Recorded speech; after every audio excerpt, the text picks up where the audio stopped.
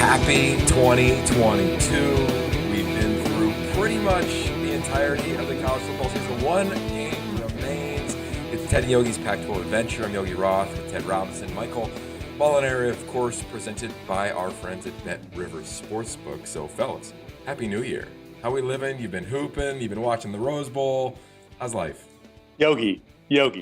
Michael Molinari started 2022 with a glass of champagne. So this is now Champagne Michael. This is how he would like us to refer to him. Michael Molinari, lay flat seat, glass of champagne after a rigorous night of producing college basketball.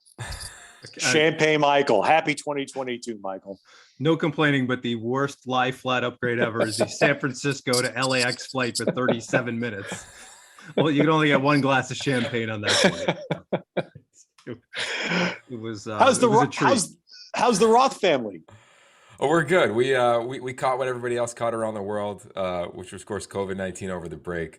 So to everybody out there, take it seriously. It's no joke.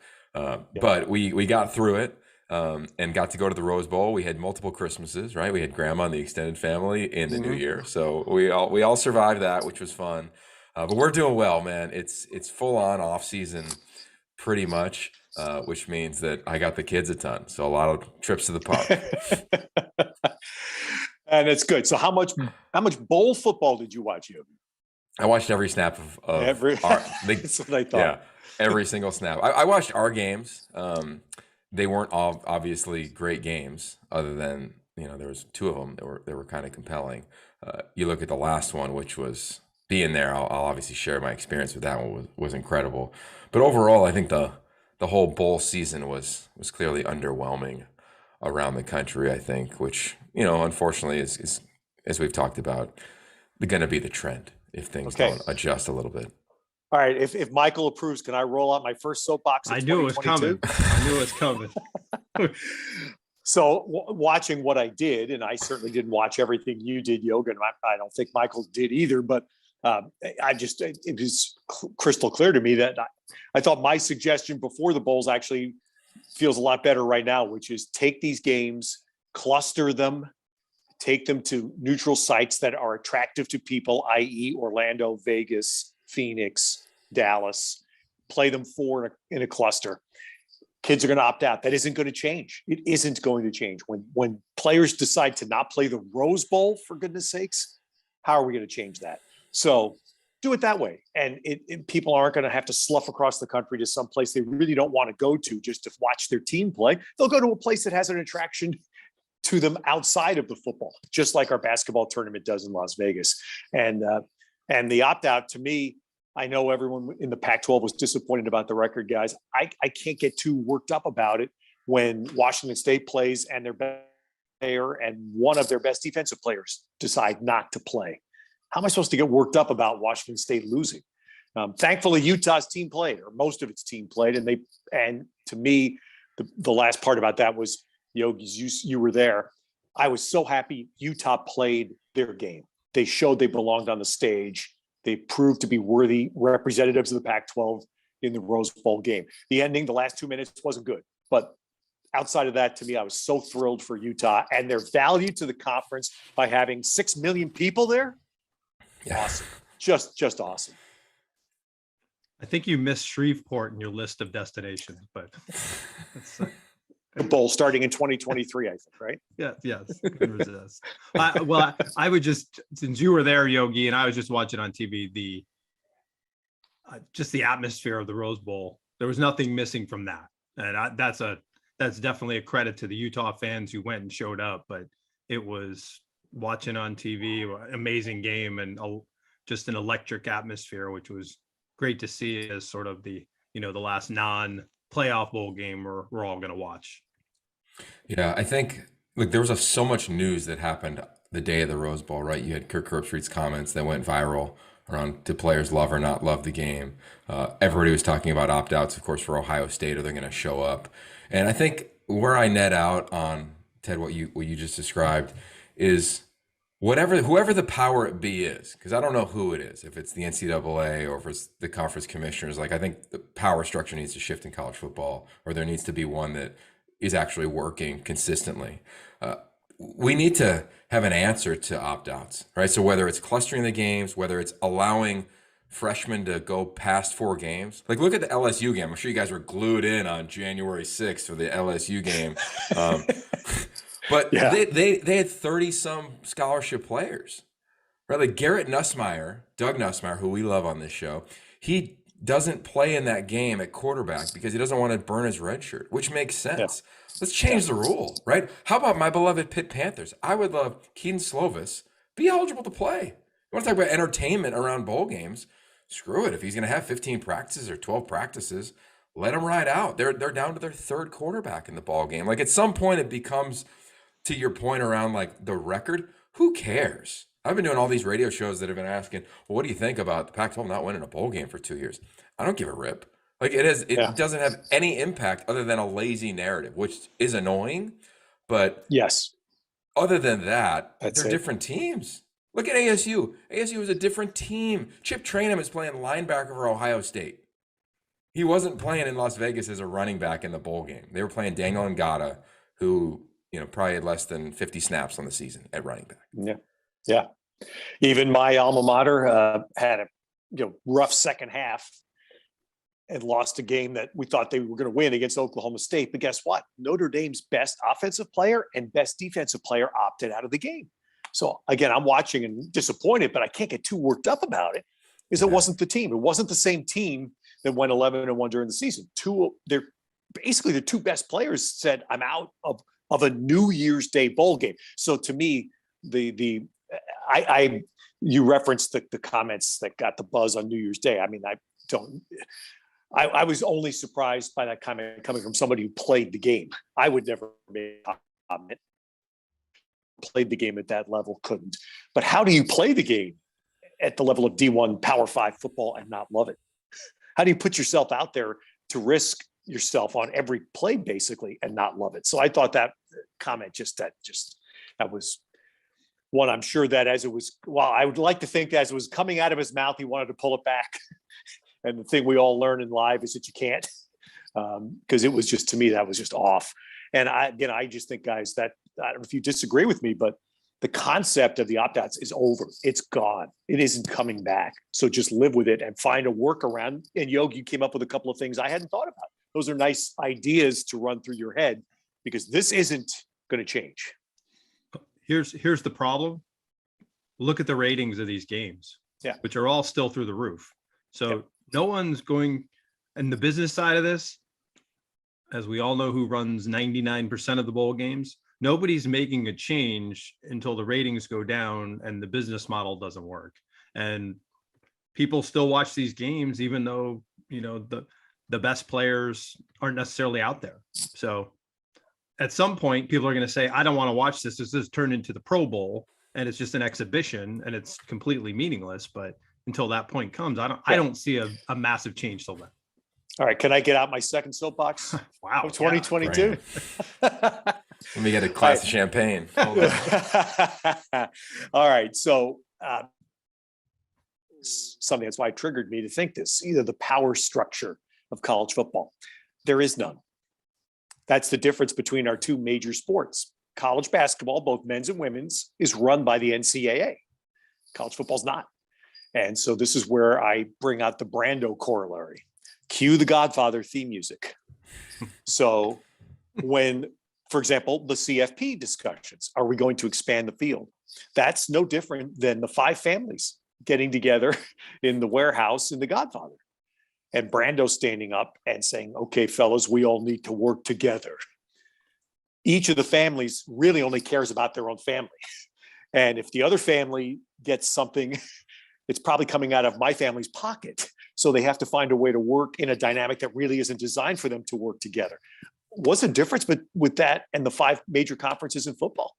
They're trying to find a way to cooperate. They're all working at it. But in essence, they're all responsible to themselves only. And one's obvious, clear way to help the bowl structure would be to expand the playoffs. Automatically, you would bring more bowls into the meaningful playoff model, and in theory, eliminate opt-outs from, let's say, 12 games instead of 3.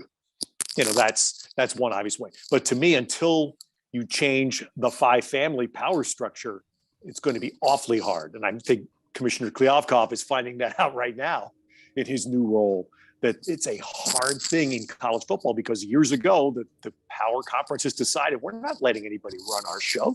We're going to run our own show. A mutually beneficial solution has to be found, and that's going to take some creativity. Yeah. It's interesting. We talk about all those things. Let me give a last thought on the opt-outs. Ted, you nailed it. It's not changing because we're seeing players who aren't first, second, third, fourth round picks opt out. Both corners at ASU didn't play in the game. Mm-hmm. Yeah. Like Max Borghi didn't play in the game. Yeah, McIntosh didn't play in the game. I don't know if it was opt out or disciplinary. My point is that like guys that aren't necessarily Christian McCaffrey are saying, I don't want to play. Yeah. So that has left the station. To your point on everything around college football, think about what happened yesterday. We're recording this on Friday, the 7th of January. Don't know how accurate it is, but it sounded like Charlie Batch said, hey, Caleb Williams, come take $1 million and come play at Eastern Michigan. Okay, so there's two things you can't do in NIL. One is pay for play, and two is incentivize payment in recruiting. Those two things, we already hear they are happening, right? If you're a lineman at Texas, you're going to get paid, right? If you go to BYU as a walk-on, you're going to get a scholarship. Right? Like there's certain things that are already in play that are gray areas around this. And now we add that into it. And we don't have free agency anymore. We have absolute chaos. Because in free agency, as you both know, working in professional sports, you sign for a couple years of commitment. This is not that. In fact, this is the reverse of it. We came off the first signing day period, and I know a player who was going to sign in the Pac-12, got a sweet deal to leave the Pac-12, left the Pac-12, and I think he's going to come back next year because he's going to go get paid and then come back. Quinn Ewers left high school early, took over $1 million, went to Ohio State, God bless the kid, and now he's at Texas with Sark. Like, I just think that the whole thing, we can't keep fighting it and being like, oh, this sport's a disaster. We have to be like, okay, embrace it. It's entertaining. It's exciting. But man, where are the guardrails? Because I'm talking to these kids that have no clue what to do. And their mental health is deteriorating. And the reality of their ability is not anywhere near the reality of the evaluators in the NFL. And I'm just worried about that. And it's making it not fun for, I think, coaches and those that are building rosters. The word commitment, almost as you just said, it doesn't seem to have much place in this sport right now between the Oklahoma-Texas situation to start. Dylan Gabriel. Coaches moving before the season's even over. And it's always gets blamed on the players, but the leadership is what the players are looking at. So I don't think we can just blame the players for the fact that the word commitment seems to be non-existent in this sport right now. Yeah. Quick postscript, Yogi, three things. One, opt-outs. The other reason you use second, third, fourth round picks. Opt-outs won't change because the NFL care. The NFL scouts, the NFL evaluators could care less whether a kid plays in a bowl game. So there's no penalties, what I'm saying, for a kid who thinks he's going to be even a 7th round pick or a highly sought after penalty to not play. Charlie Batch, I saw the tweet. All I know is exactly what you talked about. I know Charlie Batch a little bit. He's from Homestead, Pennsylvania, the same hometown as Bill Campbell, for whom the Campbell. I've been around Charlie. I've seen some of the things Charlie Batch has done to help kids in Homestead. He's really a committed guy. So I don't have any idea about the genesis of that tweet. It stunned me as much as it stunned, I'm sure, you and Michael and everybody else. But Charlie Batch is not a fly-by-night, guy just throwing $1 million around to lure some kid. There was something behind that. And the third part is the guardrails he talked about. And that's where we're going. So we have now college football dealing with everything that pro football, except pro football has structure. There's a structured free agency. There's structure to everything. Players have all their rights, but it's done in a structure that helps the competitive nature of the sport. until the 5 families can sit down and agree on structure, we're going to have this craziness of a kid walking out for whatever reason, I don't know, in the middle, they're trying to make the playoffs. You're back school. Class is going to start. Apparently, decides I'll go to Oklahoma. Everybody's going to better deal you. Right? Where's my better deal? And Yogi, the last part you touched on too, I think it's really important to hone in on the mental health aspect of all this as we slide back into this tough month, January, and in college basketball now. Football kind of escaped it this year, but college basketball is going to live it again. And it's mentally crushing right now to people in college basketball. It's only been a week or 10 days. And if this keeps going for another couple of weeks, I fear a snowball effect. But as it relates to what you said, Yogi, I think that's absolutely spot on, is this mental health challenge that young people have faced now for 22 months and counting. And it's triggering a lot of what we're seeing. Yeah, there's a movie coming out, or it's already out. It's called National Champions, and it's a drama around the debate over paying college athletes. Mm-hmm. And it's J.K. Simmons is the lead actor. I think I texted you guys the trailer when it came out in late November. But it's basically guys saying like, "Hey man, like we know the business of this thing. Like get us in on it." So what I hope happens, and this is why I love our commissioner. I got to spend a little time with him at the Rose Bowl. We have to think as a sport a little bit outside the box. And we can't live down the road of tradition in a sport where we love the tradition when it comes to, all right, how can we help players? All right, I'm all for Jeremy Bernard, who's an elite receiver, signed at UW, and then there were staff changes and he was granted his release. I'm all for that. I'm totally cool. Like I'm all for players who, when they lose their coach, making a change. I'm all for players transferring and not have to sit out. But I do think that we need some structure around this thing, especially around the money, because it's getting dicey. Like it's getting very funky around what players deals they're signing or what deals they think they're going to sign. And I'm really worried for that because that's what's happening. Guys are being promised things that aren't eventual realities. And what happens now where someone says, "Hey, Ted, you're going to get paid $100,000. You got to play in 14 games." So now what do we do with the bowl game? Right. And what is that? And then what do coaches do who are trying to do the best interest of their player and the player doesn't want to play? Like, I just think if you look down the road, and I know our commissioner's doing it, there's some big bumps that we need to get ahead of. And I hope that this offseason does that because I think it's the most critical offseason in my history around the sport. Mm-hmm.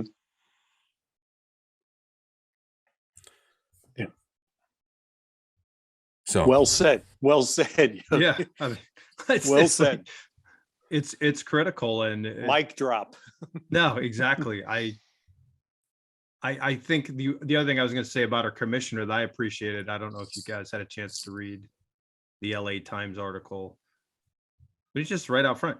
We did the numbers. This is our football's worst performance in non-conference since 1983, and just the fact that the leader of the Pac-12 conference said that in his own accord, I thought that's transparency.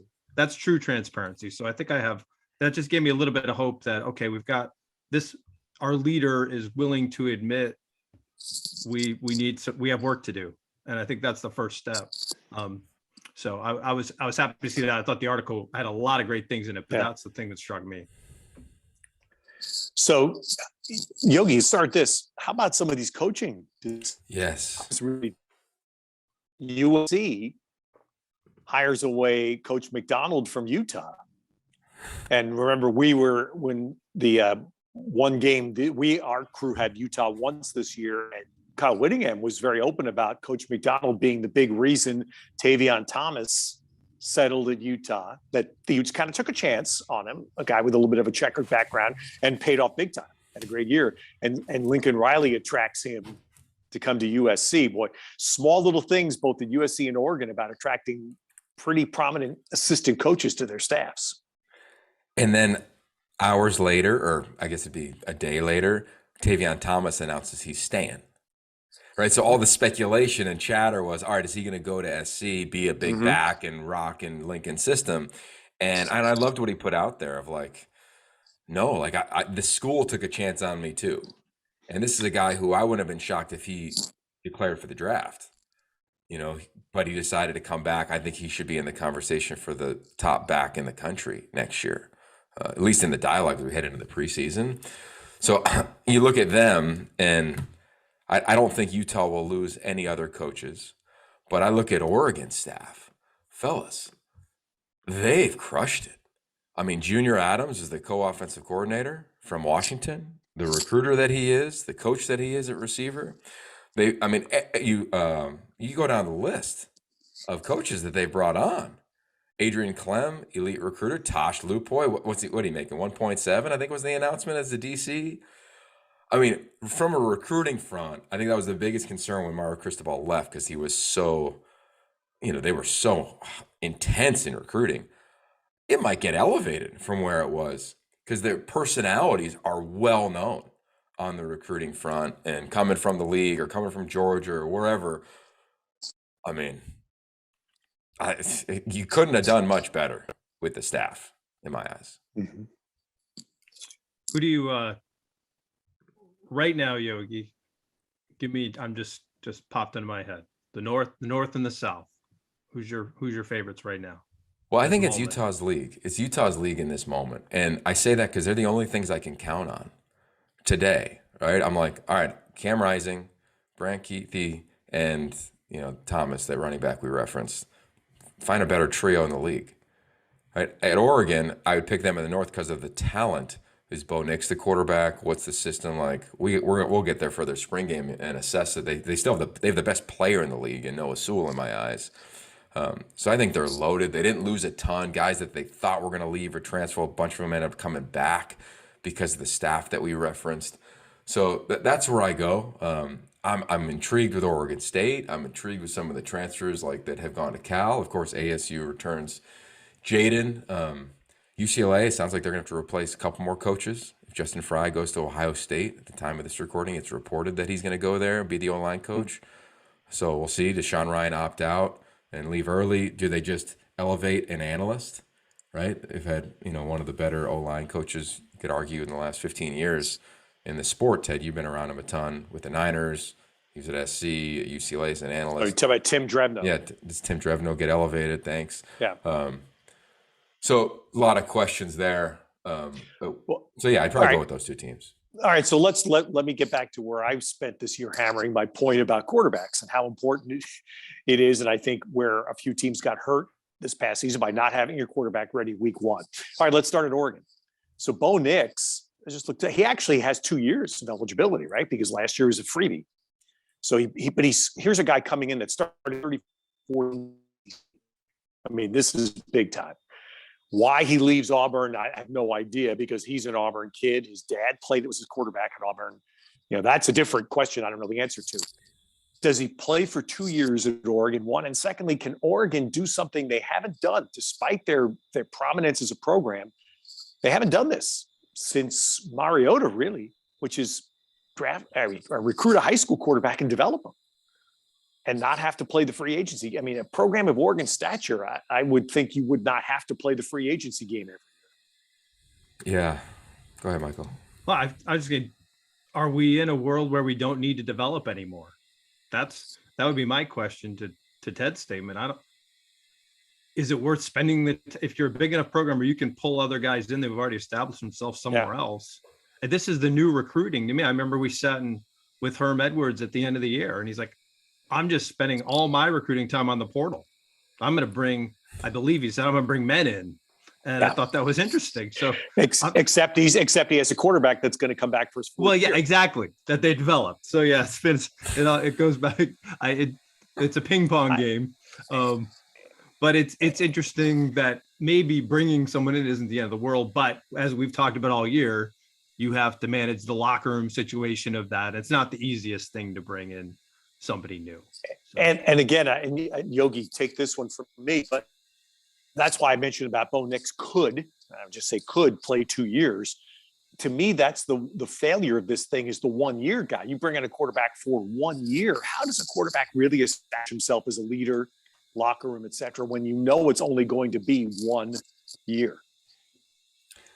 I don't know. I mean, it hasn't really worked a ton. If you really Minshew. assess it. Everybody's trying to, I think, take the Minshew example.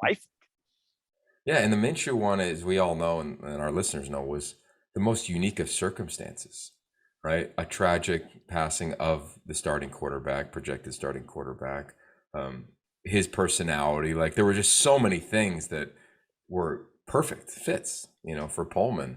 I look at the portal and, I have, there's only a couple Twitter accounts that have alerts on my phone, and one of them is the transfer portal. And when I look at it, I'm a loser. I'm a nerd. It never stops stinging. And Molinari's. Those are the two. But what's interesting about it, and I think UCLA is the best case study. A lot of teams have missed in the portal, right? Like, a lot of teams have netted neutral in the portal, but not many have hit a home run. Alabama's home run, of course. They identify exactly what they want. Give me the top linebacker in the SEC out of Tennessee. Come on and be a captain and start. And now you'll see him on Monday night. We'll preview that title game here in a few. UCLA, they've recruited Notre Dame, Duke, like Stanford, high-profile academic institutions to get guys that come in and fit that culture. But I look at some other places and you're like, man, yeah, a couple guys like Trevez Moore, that's going to be a great fit once he's healthy. LSU transfer for ASU. But it's not like everybody that has gone to all the places in the pack, you're saying upgrade, right? Guys leave for a reason, and guys don't pan out for a reason. So I just think that I don't think it's going to be as easy as we're going to build our whole roster in the portal. My feeling is that culture still matters. And you want to call it, like the Butler effect, the Boise State effect, like Butler in basketball is what I'm referencing, or Gonzaga in hoops. Like, when you need a couple stars. Like, you need a Bo Nix. That's great. Go get him. 2 years, okay. But man, the culture needs to be really strong. And I understand year one of a head coach making changes like that, but I think the future of the elite programs, Dabo Swinney's never taken a transfer. We'll see what happens now. I don't know where he's at as of this moment, but I still believe that, like, if you can grow it from within, you'll be stronger. And can you add a couple pieces, not add 15? I just don't know if that is going to be the best thing, because guys are coming in with one purpose, and it's not to win a Pac-12 title. It's get me to the league.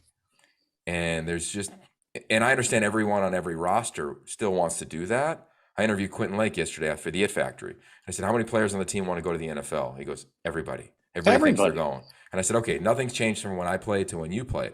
The problem is that I think coaches are going to have to tell the truth to players as they say, hey, I'm entering the portal because I think I can get more touches at X school and get to the league. And I think a coach is going to say, hey, bro, you're 5'11", you run a 4.65. Like, I'm not really sure wherever you go.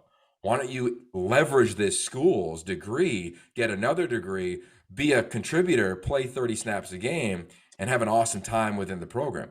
And that's going to be the rub as I see this thing moving forward with the tweeners. Absolutely. And one of the best comments I heard about college football this past year was on Fox on a Saturday. It was Emmanuel Acho and Chris Peterson talking about the USC vacancy at the time, coaching vacancy, and Coach Pete going off on the very wise thing about you need to find somebody that can develop talent. And Emmanuel Acho coming back as the 18-year-old coming out of high school saying, there's only one thing I want to know. Can you get me to the league? Boom, there it is, right there. And the real world is Emmanuel Acho. He's talking the real world, right? Which is every kid coming to a Power 5 school believes they're going to at least get a shot. I'm going to get a shot in the league. And the head coach is thinking like a teacher, like Chris Peterson would say, I'm going to take kids and make them better. Patience? Where'd we lose that? You guys are parents. You guys are patience. I think you have to talk to the alumni who want to fire the coach after the second loss of the year to see where the patience has gone. But that's what I would say. Yeah, I'd agree with that. No, I was going to say the other thing I just realized, how is Oregon going to survive without Mustache Man? Mustache Man left. He did. And he went to Miami with Mario. So first of all, the TV cameras they're not going to know who the head coach is anymore, because I think most of America thought Mustache Man was the head coach. He can go tank top in Miami, Ted. It's warm enough, so that should be good. Hey, so Yogi, what do you think is the UCLA quarterback situation now? Dylan Gabriel, as they touched on, jumps in the portal and then jumps back out to go to Oklahoma. And it's just to try to rationalize or explain this is insane. But this is the reality. Where does UCLA go? Is Dorian Thompson-Robinson still a factor there? He's still a factor there to return. So we'll see what happens there. They also have Chase Garbers' younger brother, Ethan Garbers, who played admirably when he was thrust into the Utah game against the Pac-12 champs. And then Caleb Williams, UCLA is a real possibility for him. People that I've talked to that are connected to that process, UCLA is an option, and I get it why they would be. Chip's really good at it, right? He's been in the NFL. He's got a good system. He utilizes all the stuff that we know that we've talked about a ton on. So I don't know. I mean, we've seen them lose their tight end Derek Sage, goes to Nevada as the OC. Sounds like Justin Fry's reference is going. Chip's going to be fine. I mean, they're going to bring in elite coaches or elevate guys that are analysts currently. But that's one that I don't know. Like I don't know what the staff wants. I don't know what Dorian thinks. Like, I've loved his development, as we've talked about. This guy, remember, started only 1 year in high school as quarterback. So does he come back and get an extra year and really have mastery with Chip and take this team from 8 wins to 10 wins? I don't know. I can't wait to track it, though. And I think we'll know, obviously, the deadline for the draft is coming up. So he's going to have to make a decision pretty soon. And the other quarterback question I have is one is Cal, with Chase Garbers deciding to test pro waters. Any sense where Justin Wilcox goes? Yeah, so they went to the portal and they brought in a transfer from Purdue. I think it's Will Plummer's cousin, his relative, who played a decent amount there. I know they were in the mix for Slovis, who obviously ended up going to Pitt. And they like their young guy that they brought in a year ago as a freshman. So Kai Milner is his name. So we'll see kind of how that thing shakes out. I do know this. Justin is so engaged, so excited about the team and the program where they're at. Their wins and losses haven't been what they thought they would be the last 2 years due to the pandemic and just dealing with some things regarding that and how that impacted their team and practice and all the minutia around it. But he feels really good. He's really excited about who he has there. They lose Nico Remigio, who ends up going to play with Jake Haener, not at UW, but at Fresno State, for Jeff Tedford, who's now the head coach. So there's a lot of movement, which makes that Twitter handle a fun one for me to follow. Jack Plummer is the quarterback that came in the portal to Cal from Gilbert, Arizona. I didn't realize that. So he's a Phoenix area kid and started the first 4 games of the year for Purdue this past year. So yeah, that's an experienced 6'5", good size, experienced guy for to start Aston. Yeah, so it'll be fun in that regard. Arizona's done a nice job. I think QB will be a question for them. I mean, you go up and down the list in this league, and you don't really know who's going to start next year, right? Yeah. Colorado made changes. Mike Sanford, welcome back to the league. I know all of us are big fans of him as the OC at Colorado, who is his starting quarterback. They recruited a guy who was top freshman on my board, who was really impressive. Josh McCown's son comes out of Colorado. They also have, of course, 2 quarterbacks returning that we know of on the roster. So I think you go up and down the list, it's like, okay, I can count on Tanner McKee and Michael Wilson, but I got to see changes at the defense at Stanford. So to Michael's question of like, who's your favorite? It's like, what do you trust as of today? It's Utah. And that's, I think, what we know and trust. So I was in Tucson this past week, Yoke, and this football excitement is still there because they've got a couple of transferred linebackers coming in. Eccles from USC. I think Solomon is his name, from Michigan. Yeah. And they've offered a quarterback from Incarnate Word. How about that? Jed Fish making a recruiting visit to Incarnate Word. Well, that quarterback from Incarnate Word has gone viral all offseason. Yep. Because he was awesome this past season. So who knows? I mean, I think Jed is still in such the infancy of that program, but look at what the class they signed. 3rd best class in the league. They get the number one receiver in California, Mm-hmm. beat Oregon on them. I mean, they Jed Fish and the job that he's done, and I know that he caught a lot of slack on, hey, go win games before you start pumping up the program like he has. Well, I disagree. Look, he had to pump up excitement and enthusiasm and the staff and et cetera, et cetera, et cetera. And man, they've recruited well. I think they'll develop well. They bring in Johnny Nance as a first-time DC, who has always recruited well. I'm pumped for Arizona. We'll go through our previews of the season and the games in a future podcast, but they did a nice job. I remember get Yogi recommended. being on the field with you, Yeah. waiting for coach to do the interview.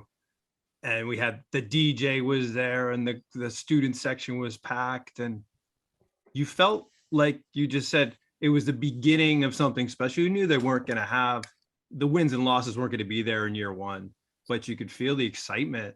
And that's now paying dividends in recruiting. And I think it will pay dividends in wins and losses next season and seasons to come. I'm excited about what's happening at Arizona and what he's doing there. Hey, by the way, did you see, guys, yesterday, the rebirth of the USFL? Oh, yeah. Did you see they announced their first set of head coaches? Mike Riley is going to coach a team, and Kevin Sumlin is going to coach a team. Yep. It's all Riley happening can't in stop. Shreveport, right, Yogi? I just, Michael, can you tell Champagne, Michael? I'm looking at Yogi. I'm fearful we're not going to lose you to one of those staffs, are we, Yogi? I don't think so. You're not going to go be the OC for Riley, are you?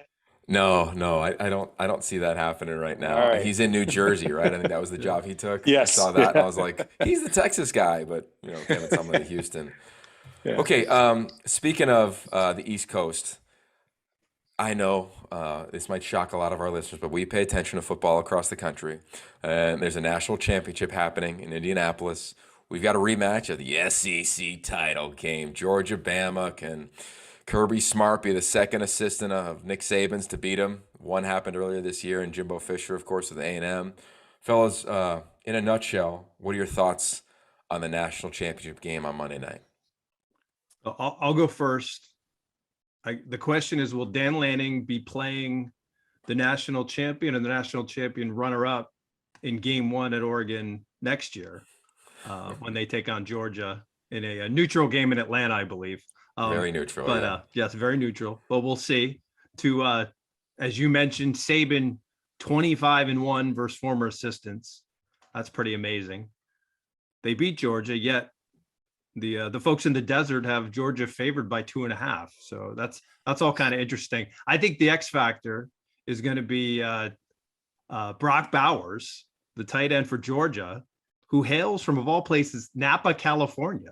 And his parents talked about playing football, growing up between the vines. So I think he's outside the vines. Come on. Yeah. Outside well, he was inside the vines, but the podcast is outside the vines. That's true. But I think Brock Bowers, he's going to be a key offensively for Georgia. We know they can do it defensively, but they're going to have to put points on the board. So I think I think Brock Bowers is the guy to watch for Georgia. Go ahead, Ted. Yeah. Look, I mean, the dynamic of this, and I'm the first one to say, we're so enwrapped in our conference. I can't break down X's and O's, nor should I for this game, but just a couple big picture things. Look, the only guy that's really been able to get the better of Saban in the biggest games is Dabo Swinney. So does Kirby Smart call Dabo Swinney? Has he called him in the last couple of weeks and said, look, they kicked my butt a couple of weeks ago. How do I flip the table on this? I think the Dan Lanning question is legit. We saw this with other coaches. We saw it with the Oregon staff in the bowl game. When the coaches are going somewhere else, how hard is it to be all in? How hard is it for Dan Lanning to be all in? I don't know, but it's a question to me that's worth asking. And then the other part is, I'm still sitting there thinking, Saban turns around, he got Bill O'Brien as his OC, and he has Doug Marrone as his O-line coach. Two guys that have been NFL head. But it's not going to phase either of them in the slightest. They're going to be prepared. They're going to be ready. They're going to know what they have to do to counter what they assume Georgia will bring to say, we're not going to let them kick our tails again. But my guess is Alabama's going to kick their tail again. I really do. Kirby Smart is stuck on that 0 for. He's 0 for 4 against Nick, and I don't see that changing. There's a lot to talk about in this game. Like, Yeah. I'll say this: I'd love to see Georgia win for Dan Lanning in our league. I think if you go watch the minute clip that's been viral of him in the locker room, it's awesome. You just can feel a little bit of his juice. And I cannot wait to get to Eugene and spend time with him and his staff. So I'd love that to happen for the league. Here's a thought that I have around it. Let's just go pragmatically. And this is me coming from like the Pete Carroll school of like joy in playing. After Georgia wins the semis, the team is about to dump Gatorade on Kirby Smart. He turns around because he senses it coming and says, "Stop. No, don't do it. We're not celebrating this. We got one more." Now, there's part of you in a school of thought is like, they're mission minded, away they go. There's another part of me that's saying, are they making the next game too big? Like, in my opinion, yes, it's the Natty. It's already big enough. The way you talk to the players about it is, it's the next game. Because Alabama's already an elephant in the room. They already beat you, already rolled you a couple weeks prior. I wonder what the psyche of Georgia players is. Is it too big of a game? Are they too tight in the game? Can they play loose and cut it loose? Are they truly mission-minded and they're just hyper laser focused? I don't know. But that's what I'm going to be watching early on, like the tightness of Georgia in this game. Number two, the filmmaker in me. I love Stetson Bennett, the walk-on, but how fun would it be in the second half if JT Daniels trotted out Mater Day versus Mater Day and Bryce Young? I would love that for JT and Bryce. I mean, it would be great. And then my heart goes to Bryce and Nick Saban. Of all the Nick Saban years, this has been my most enjoyable team to watch because they haven't been perfect. And he's had to really work it and develop this team all season long. And I've loved that about him. I love how he's really gotten vulnerable around his own personality, and he did a great interview with Tom Ronaldo where he was like, I saw how people were depicting me, and I didn't think that was who I was. So I started to open up a little bit more. Like I felt like that Tom Coughlin moment, or whatever you want to call it, with Saban. So there's a part of me that is really excited for Bryce. Of course, I've known him from the Elite 11. I'd love to see him cap off a Heisman and get a win. I think, Yogi, you hit a great point there. You talked about how big can you make a game too big? And I don't know Kirby Smart at all, but that's a great call on your part, because I did see this with a guy, and I'm going to say this, and I mean this in a somewhat complimentary way. I saw that with Jim Harbaugh, and I think it played out in the semifinal game they just played. And I was with Harbaugh for 4 years in the NFL, and Harbaugh wanted it so badly that in big games he got a little bit like that. And some of that translates to play. Now, this is pros, and pros are much more capable for the most part of getting past that and pushing that off. Our college players as easily doing that if the coach wants it so badly, right? And again, I've not been that player, but I've been around it, and I saw this happen with a guy in Jim Harbaugh who's so competitive and so driven that some of the guys around him would tell me he wanted it too much and he needed to chill just a little bit. So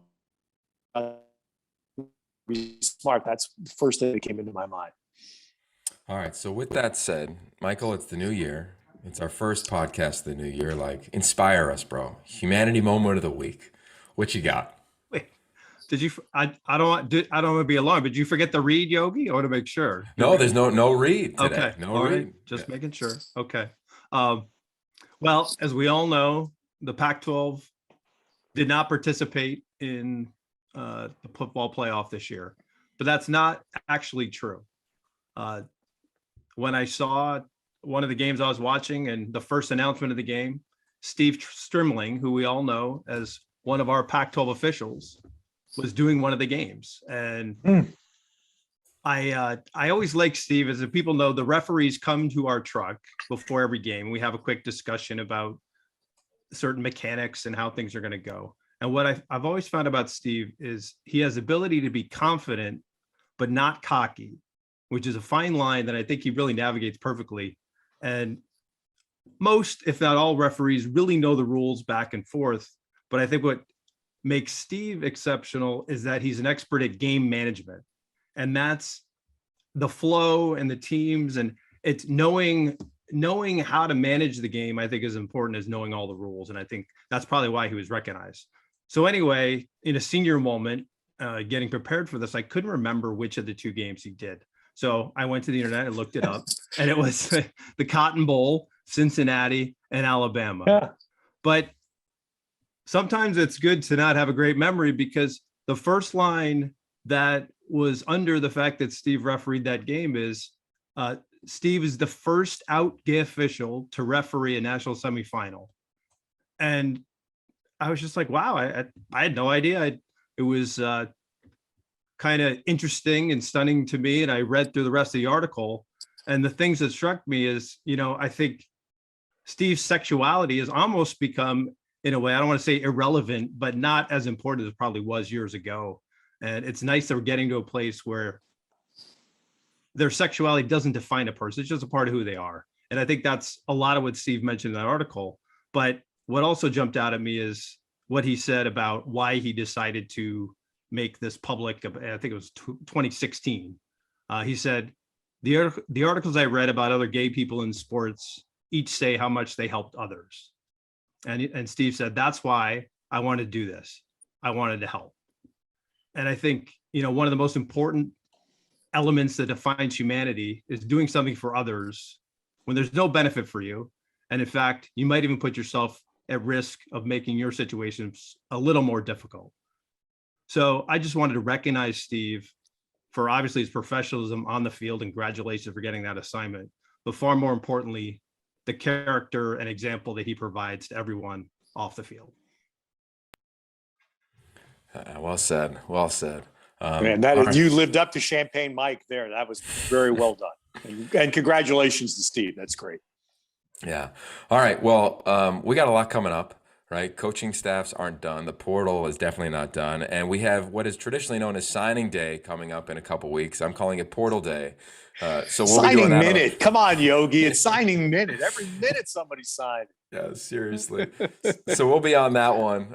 Fellas, I know you got hoops. Keep it moving. We love watching you. Stay safe on the road, and we'll be back in the next couple of weeks breaking down the latest and greatest in Pac-12.